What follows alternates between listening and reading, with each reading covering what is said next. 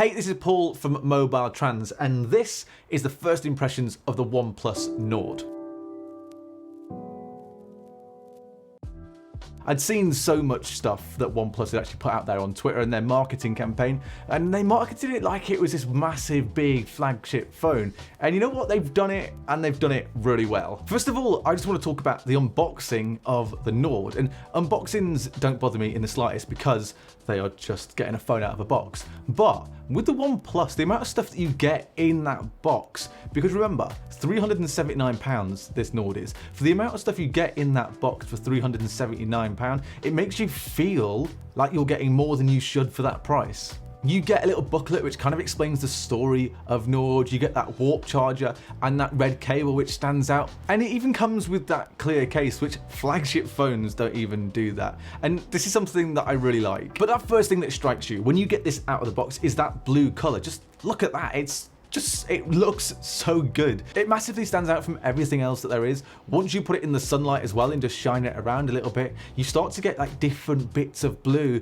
on the back of that phone. The size of this Nord as well is like the perfect size for a phone. It's like the same form factor as the iPhone 11 Pro Max, but it's a little bit slimmer, which means it's actually easier to use. Mid-range phones are just getting better and better and better. You've got the 4A, which I want to check out at some point as well. You've got the Nord, and it makes you think, like, do you need to start spending £1,200 on a brand new big flagship phone anymore? The screen is really nice on this OnePlus phone as well. It's got some really nice colors, and the viewing angles sometimes can be a little bit poor, but on the whole, that 90Hz display is actually really nice. I am living for this 90Hz display. It's something you don't realize you want until you've got it. I actually forgot how good it was, but now I've had it on this, and you can get it on a mid-range phone. Going to the iPhone that only has 60Hz, it feels clunky. It doesn't feel as good and as smooth as the Nord. Of course, there's no headphone jack on the Nord. Mid-range phones are keeping hold of this, but the Nord decided to ditch it. And one thing that surprised me, I don't know whether I was expecting it or not, but I thought there'd be headphones that came in the box with this, but there isn't. So Bluetooth headphones is the only way forward. The Nord that I've got is like the base model. I wanted to get the base one because I think that is what most people go with. So I wanted to see what it's like. So this has got 128 gigs of storage, 8 gigs of RAM. There are a few things that seem a bit laggy with this phone. Like, most of the time, it's really quick. If you're switching between apps or jumping into whatever, then it's nice and quick and it works really well. But it's when you're jumping from the lock screen, I found, to the camera by double tapping that power button, that's when I found that it can become a little bit laggy. But brightness is something that's been a bit irritating so far. So if you're inside and you're on full brightness, you know, brilliant, you can see everything. But it's when you go out on a day that's like this, you can see how bright it is. When you go out in a really sunny, bright day, the screen is a little bit dim. It's not great. Auto brightness isn't something that's brilliant on this Nord so far, but I want to keep checking that out. I want to check out what that battery life is like as well. So far it's been pretty good.